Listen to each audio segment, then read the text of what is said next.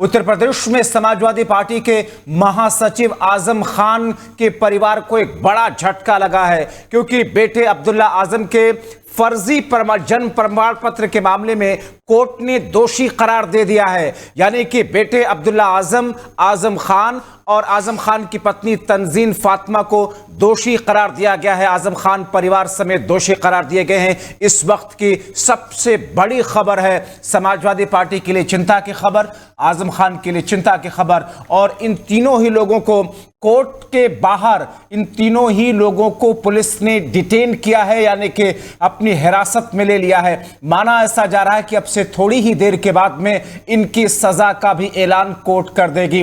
दरअसल आपको याद होगा, हमने आपको बताया पहले भी और पहले लगातार खबरों में आजम खान, उनके बेटे अब्दुल्ला आजम सुर्खियों में इस वजह से रहे क्योंकि कई सारे मुकदमे उनके ऊपर लगे हुए थे और उसमें उन्होंने जेल की हवा भी खाई।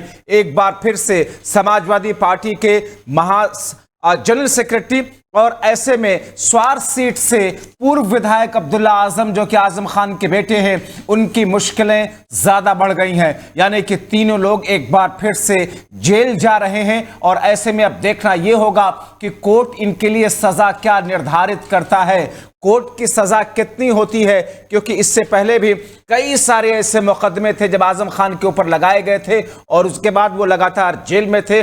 फिर चुनाव के बीच में उनको जो जमानत हुई वो निकल करके आए और फिर से उनकी सदस्यता पहले जो रद्द की गई थी, एमपी की सांसदी गई, उसके बाद में वो विधायकी जीते और उसके बाद में फिर से उनकी विधायकी की भी सदस्यता चली गई। और अब आजम खान के बेटे अब्दुल्ला आजम के ऊपर जो केस था, फर्जी जन्म प्रमाण पत्र का मामला था, उसको लेकर के अदालत ने अपना फैसला सुना दिया है। तीनों के तीनों लोग दोषी करार दिए गए हैं।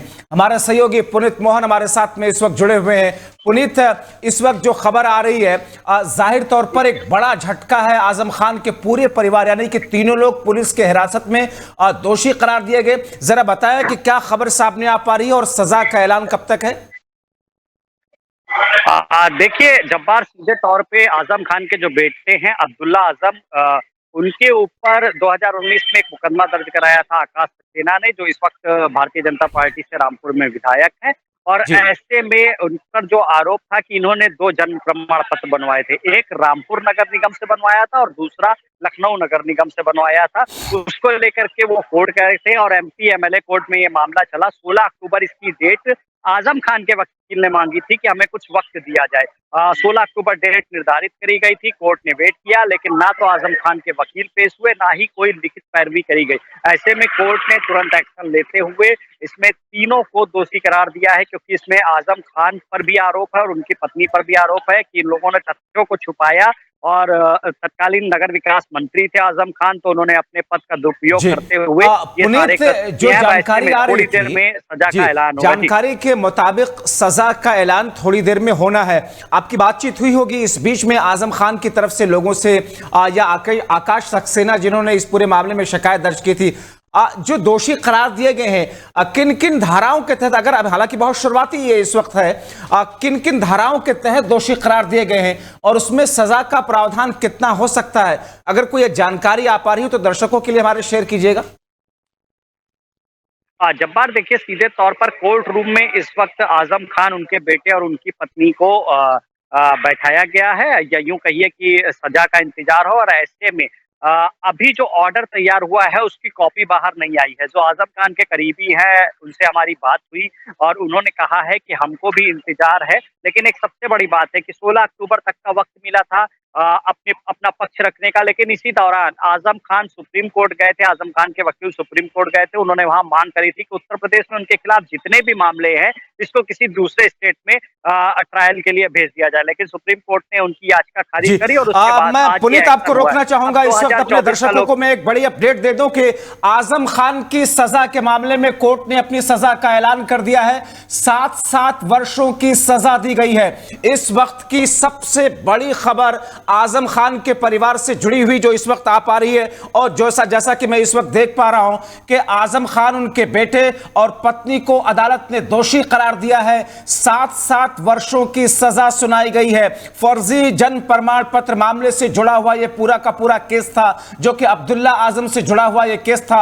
लेकिन अब्दुल्ला आजम के इस फर्जी प्रमाण पत्र मामले से जुड़े हुए केस में आजम खान के परिवार को, यानी कि आजम खान, उनकी पत्नी और उनके बेटे अब्दुल्ला आजम को कोर्ट ने, एमपी एमएलए कोर्ट ने दोषी करार दिया। 7-7 साल की सजा सुनाई है। तीनों कोर्ट से सीधा आज ही जेल ले जाए जाएंगे। और इस पूरे मामले में दरअसल यह केस 2019 में दर्ज किया गया था। शासकीय अधिवक्ता अरुण कुमार के मुताबिक अब्दुल्ला आजम के 2 जन्म प्रमाण पत्र थे, जिनमें तीनों को सजा सुनाई गई है। गंज थाने में अब्दुल्ला आजम के खिलाफ में यह मुकदमा दर्ज कराया गया था। उनकी पत्नी और उनके बेटे अब्दुल्ला आजम को आरोपी पूरी इस मामले में बनाया गया था। अब ऐसी स्थिति में इस पूरे मामले में जिस तरीके से आरोप रहे हैं, क्योंकि एक जन्म प्रमाण पत्र जनवरी 2015 में लखनऊ नगर पालिका से जारी किया गया और दूसरा रामपुर का है, जो कि 28 जून 2012 को रामनगर पालिका से बना है। इस जन्म प्रमाण पत्रों का समय समय पर अपनी सुविधा के अनुसार इस्तेमाल किया गया है। और ऐसे में अब आज की जो सबसे बड़ी खबर है समाजवादी पार्टी के राष्ट्रीय महासचिव आजम खान से जुड़ी हुई, वो ये है कि आजम खान, उनकी पत्नी तंजीन फातिमा, उनके बेटे अब्दुल्ला आजम, तीनों को अदालत ने, एमपी एमएलए कोर्ट ने दोषी करार दिया है।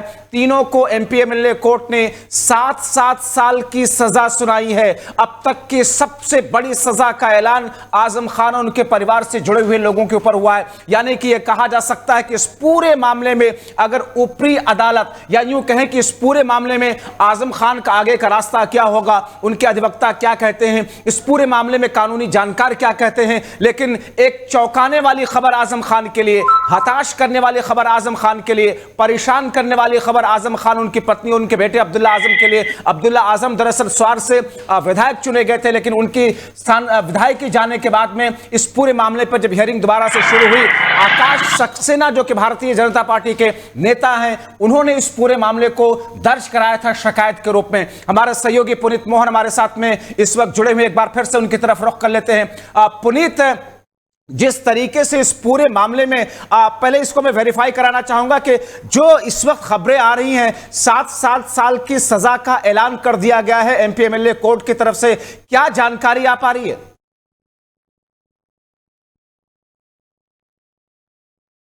खान, उनकी पत्नी और उनके बेटे की सजा तय कर दी गई है और 7-7 साल की सजा तय हुई है। मामला जब्बार, सीधे तौर पे 2017 में जब आजम खान के बेटे स्वार सीट से चुनाव लड़ते हैं, जीतते हैं, उसके बाद से ही शुरू हो जाता है। जो इनके अपोजिट थे नवाब काजिम अली खान, उन्होंने ही हाईकोर्ट में याचिका दायर करी थी और आरोप लगाया था कि अब्दुल्ला आजम ने 2 शैक्षिक प्रमाण पत्रों का उपयोग किया, 2 प्रमाण पत्रों का उपयोग किया। उनकी जो शैक्षिक प्रमाण पत्र की तिथि है वो 1 जनवरी 1993 की, और तीनों ही लोगों को आज ही कोर्ट रूम से जेल ले जाया जाएगा। जो औपचारिकताएं होती हैं, जो फॉर्मेलिटीज होती हैं, मेडिकल टेस्ट कराना है, दूसरी तमाम चीजें औपचारिकता है, वो पूरी करने के बाद इनको सीधे कोर्ट से ही जेल ले जाया जाएगा। जी बिल्कुल, जिस तरीके से कोर्ट ने अपना फैसला सुरक्षित रखा था और इनको कोर्ट में ही स्टे करने को कहा था, ये लोग कोर्ट में ही थे। जैसा कि मैंने आपको बताया कि 16 अक्टूबर अंतिम तिथि थी। कोर्ट ने वक्त दिया था रामपुर की एमपी एमएलए स्पेशल कोर्ट ने आजम खान और उनके वकील को कि आप अपनी दलीलें पेश करिए, अपनी जो आपकी अर्जी है, याचिका है, वो लगाइए। लेकिन इस दौरान ना तो कोई दलील पेश की गई इस जन्म प्रमाण पत्र के मैटर में और ना ही कोई याचिका दाखिल करी गई, बल्कि इसके उल्टे रामपुर के जो नेता हैं आजम खान, उनके वकील सुप्रीम कोर्ट जाते हैं और सीधे तौर पे एक याचिका दाखिल करते हैं कि उत्तर प्रदेश में हमारे जो मामले हैं वो राजनीतिक द्वेष के कारण किए जा रहे हैं, इनको किसी दूसरे स्टेट में ट्रांसफर कर दिया जाए। तुरंत ये मामला सुप्रीम कोर्ट से खारिज होता है और उसके बाद कोर्ट ने, रामपुर के एमपी एमएलए कोर्ट ने टाइम दे रखा था और आज जब ये सुनवाई हुई तो दोषी करार दिए गए हैं। 7-7 साल की सजा हुई है और ऐसे में एक बड़ा सवाल जब्बार, क्योंकि आजम खान भी जेल में रहेंगे, उनकी पत्नी भी और उनका बेटा भी। कद्दावर नेता है, समाजवादी पार्टी के पूर्व मंत्री हैं और अब 7 साल की सजा होने के बाद जाहिर तौर पे ना तो वो चुनाव लड़ सकते हैं, ना उनकी पत्नी और बेटे चुनाव लड़ सकते हैं। ऐसे में 2024 के लोकसभा चुनाव में रामपुर और जी, आसपास का जो और क्षेत्र है, बिल्कुल जो आजम खान पुनीत, का क्षेत्र कहा जाता है, पुनीत, ये तो खासा आजम इफेक्ट खान दिखाई के देगा। जी। परिवार के लिए और आजम खान के लिए एक बड़ा झटका तो है ही है, लेकिन ये एक बड़ा झटका समाजवादी पार्टी के लिए भी है, क्योंकि समाजवादी पार्टी के एक मुस्लिम चेहरे के तौर पर, बड़े नेता के तौर पर आजम खान थे, और ऐसे में दोनों ही 7 साल की सजा है, जबकि कानून ये कहता है कि अगर 2 साल की सजा हो जाती है तो फिर वो चुनाव नहीं लड़ सकते हैं। ये दोनों के लिए बड़ा झटका, परिवार के लिए और समाजवादी पार्टी के लिए। जी बिल्कुल, जिस तरीके से आजम खान के परिवार में 3 राजनीतिक चेहरे थे, खुद वो थे, उनकी पत्नी थी और उनका बेटा था, लेकिन अब जबकि तीनों को 7-7 साल की सजा हुई है, तो ऐसे में अब वो चुनाव नहीं लड़ सकते। इसका सीधा सा इफेक्ट जब्बार समाजवादी पार्टी के जो कोर वोट बैंक है, मैं अल्पसंख्यक वोटों की बात कर रहा हूँ, उस पर पड़ेगा, क्योंकि आजम खान एक बड़ा चेहरा थे, एक जी। बड़ा मुस्लिम चेहरा थे समाजवादी पार्टी में, और यूपी पश्चिम में एक खासा उनका फेम था, एक नेम था, वो कहीं ना कहीं धराशायी होगा। और जो अपोजिट पार्टियां हैं, विशेष तौर पे भारतीय जनता पार्टी या उनके साथ गठबंधन में जो पार्टियां हैं, वो आजम खान के लोगों को तोड़ने का पूरा प्रयास करेंगे और खासा नुकसान 2024 में तो ऐसे में पुनीत, आजम खान को तीनों लोगों को, एक ही परिवार के तीनों लोगों को सजा हुई है। आजम खान के परिवार में और कौन कौन बच रहा है, क्या कोई जानकारी आ पा रही है?